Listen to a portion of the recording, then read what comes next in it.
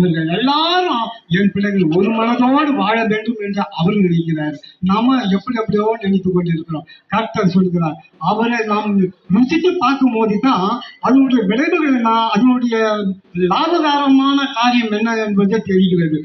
கர்த்தர் நல்லவர் என்பதை ருசித்து பாருங்கள்.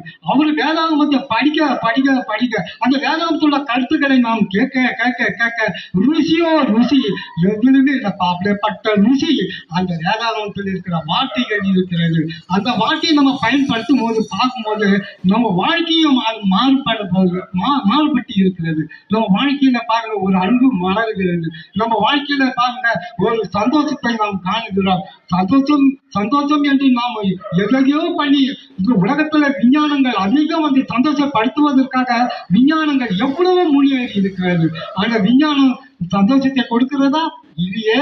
அந்த சந்தோஷத்தை நாம் விஞ்ஞானத்தை பார்த்து ஒரு டிவி